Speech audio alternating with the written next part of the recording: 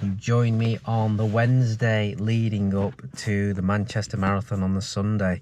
So it's the last week of taper. I'm halfway through it. Tomorrow I will start the official carb loading process. Very anxious for this week. I don't think I've ever been this anxious this early on. I'm excited to have another crack at this, but at the same time, I think it's I think with the marathon, it's always that uncertainty after 35k. You know, it's a brutal time in the marathon, and I'm always anxious about that part of the marathon.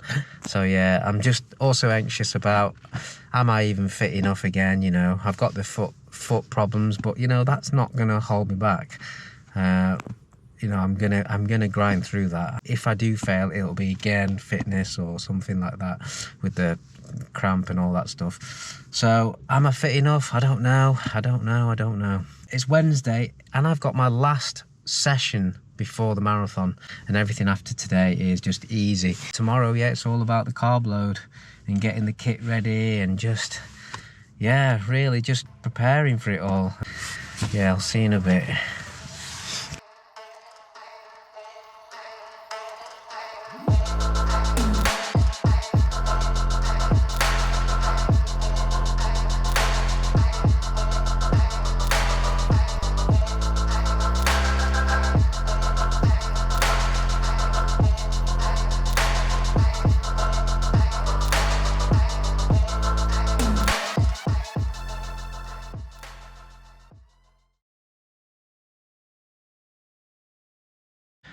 Hello, it's Thursday, very close now to the Manchester Marathon.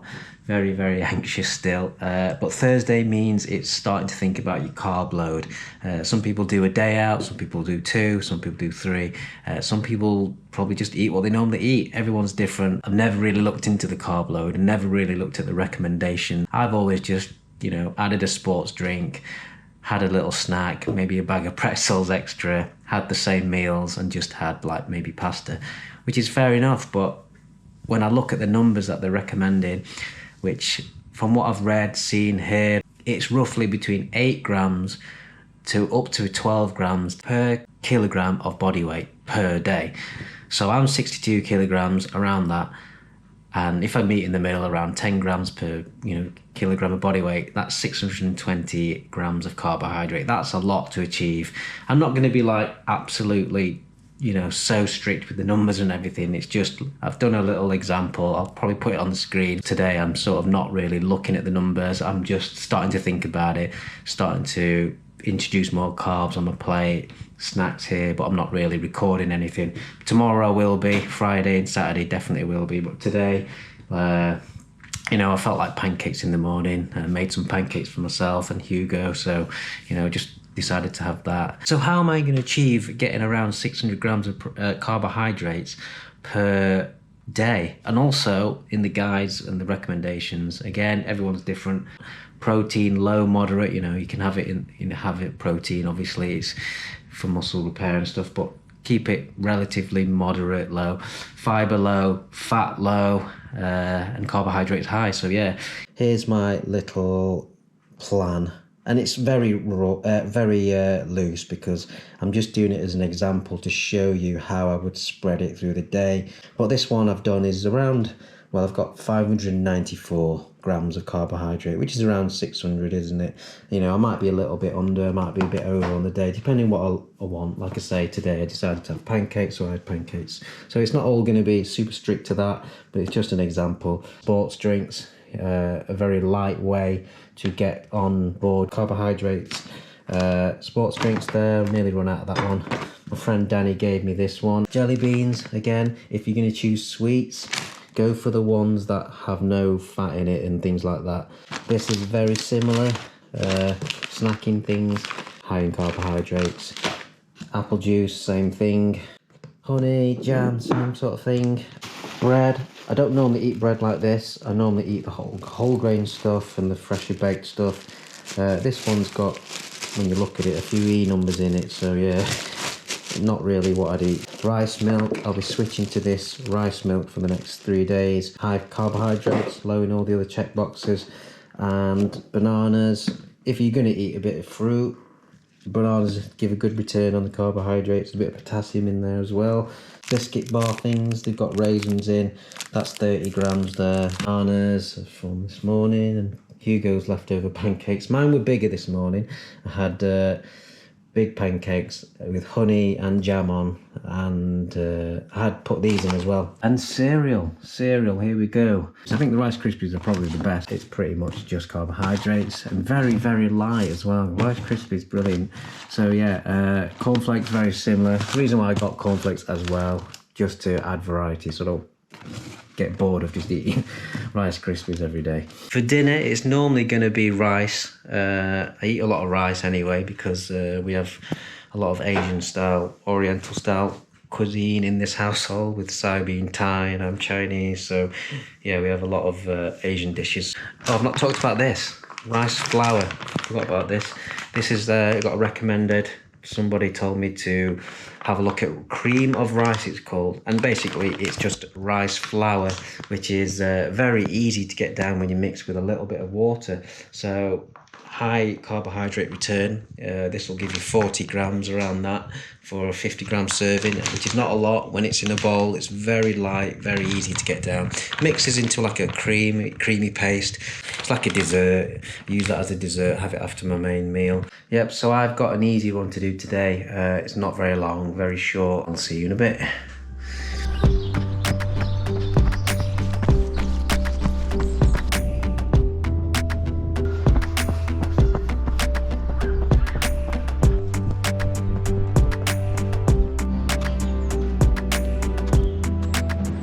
Easy run done. Very warm today. I hope it's not like this in Manchester. Just a quick one about these shoes. These shoes that I've got on are the ones that caused me that real sharp pain on the right side. That day that I cancelled my long run and got driven home, I sent them back to Sports Shoes. They said that you can't really change them because you've worn them, you've used them, they're unsellable. But if there's a fault with them, which they'll have to investigate and have a look, assess, then we'll send you a fresh pair and exchange them. So they have sent them. They did investigate it. I told them what I thought, and I thought the right side was digging into my foot because I think it was narrower than the left one, so it must be a production error. So they assessed it and sent me a new fresh pair, and I've just worn them today. I don't feel that digging in, so yeah, goes to show, doesn't it? Like sometimes little production inconsistencies might give you a negative view on a shoe. Could have done with these through the marathon camp. I've sort of left it too late, didn't I? That's probably played up with the metatarsal pain, but yeah, now I've got them, they're all right. Good afternoon. So I'm going to quickly go through the fuel and the kit for Manchester Marathon race day. So as you've probably been following, I've had a few problems with my feet, my metatarsalgia issue. It was going to be the Next Percent 3s. I know you saw in an earlier video that I bought these thinking that these were going to be the marathon shoe. I've decided to basically can these because of the issue that I've had. I feel like when I do wear Nikes, it starts to bring the pain quicker than the Adidas. So yeah, obviously can't really go with these anymore. So I've gone with what I've worn in the past.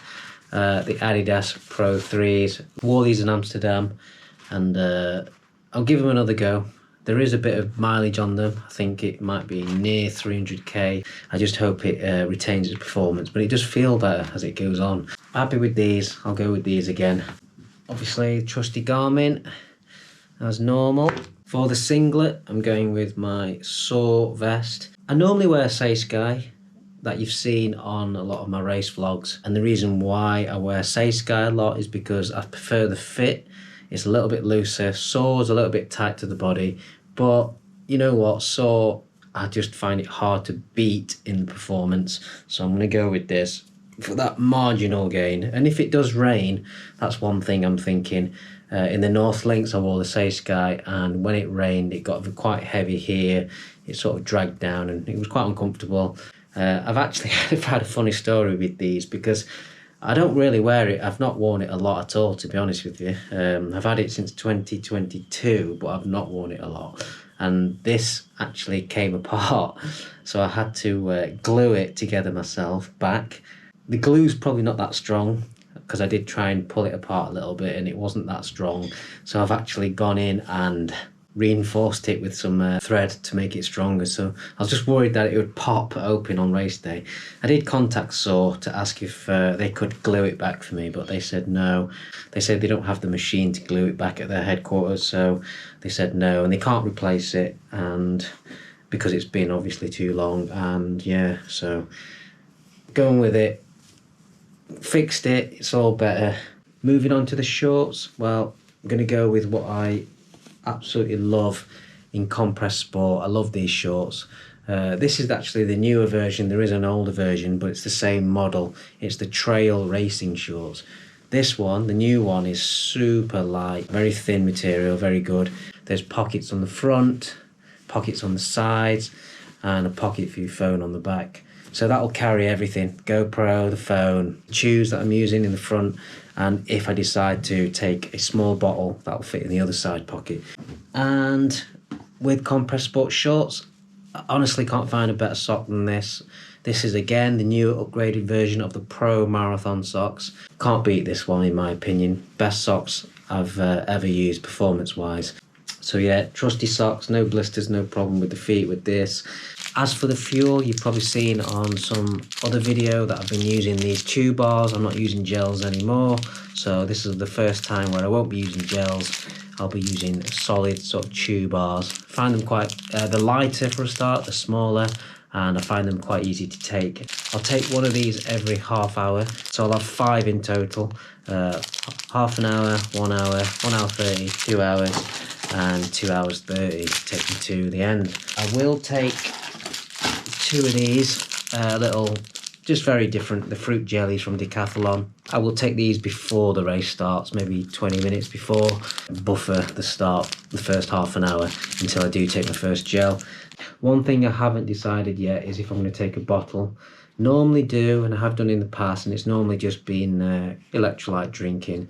So I'm thinking to take it because if I miss a drink station because it's too busy, which I did in Manchester, I remember, but luckily somebody saw that I missed it and they got me a bottle and passed it. Also, I can sort of have a few sips after I take a chew just to wash it out my mouth. That's what I'm thinking. Whether I need it, I don't know, but it might just be that little bit of security. I will be taking less electrolytes than I did in the past. I know a lot of people message me saying you need more electrolytes from Amsterdam to stop that cramping issue, but not really on purpose, but I will be taking less because I normally take the bottle anyway, so I've got that. But because the chew bars don't have electrolytes in them, I will be taking less because I used High Five in Amsterdam and each one had electrolytes in them gels. So yeah, I will be taking less. Might work, might not, like I say, it's different for everybody, but it's something new and I'm willing to try. So yeah, I'll have to wait and see how the race goes to comment on how the fueling went. It's Friday, carb load is full swing. So I just want to talk quickly about the Good for Age for London, trying to get a Good for Age time in this Manchester. So I think that's been derailed a little bit because I don't know if you've been following, but the Good for Age times have been updated for London and they're all a little bit harder. On paper, so the official times now have gone down 5 minutes quicker. So if you're looking at the V40, which I'm in, it's now sub 3 where you have to run before you even can class as a qualification time. And if you're under 40, bloody hell, good luck with that. Sub 2:55. But I've been told like these could be more accurate now because there is before there was the actual official time. So for mine it was 3 hours 5 minutes, but you had to run a sub 3 anyway for the real cut-off time because there was that many people submitting their times. Obviously I'll enter the ballot and I'll try and run a sub 3 anyway, but I'm not holding out for it. I think the new time is sub 3, but I think the actual cut-off time will be maybe near 2:55. So pacing for the day in Manchester, what am I going to do? Well, I'm in two minds really. I'm thinking this year they've changed the wave structure for red. I was in red A, but last year there was red A and red B. So now there's just red. and the pacer is 3 hours. And I think some of the faster runners that were in red A last year may have been pushed into the white wave. So I'm hoping that now if you're in red, you're probably running near 3 hours, or there'll be at least a lot of people going for sub 3. Last year, I remember there were people going for like 2:15, things like that. There could be a massive pack or packs going for sub 3, really. So I think it might be more consistent who you're running with. I might follow the pacer. Well, I tried to last year, but he shot off at the start and I didn't know whether to follow or not. But I might just do that this year. I might go with the pacer and see how it goes. Also, one thing about Manchester is I think everyone really runs over the distance of a marathon. Last year I clocked 42.6, I think, 6 kilometres, and a lot of people got the same. So obviously you weave in and out and not taking corners that tight, you're probably going to run over the distance. So I'm going to write on my arm some key milestones for the mile markers and for the KM markers on my arm of the elapsed time that you need to be at those points to run a sub 3 marathon. You know, for example, like a 1:29:59 halfway mark. So I can cross check as I go past and see if I'm over or under, because like I say, if you do it by your pace, your average pace and all that stuff, you're going to be surprised at the end when you think that the course is finishing and you're not. I'd like ideally to be running like 4:10 to 4:13, something like that, averaging out something like that, but we'll see. Yeah, so that's it really. This will be the last time I record, and I'll probably see you in Manchester. The next video will be in Manchester, the race day vlog. So yeah, thanks very much for watching, and wish me luck, and I'll see you there if you're in Manchester. So let's get it on. See you later.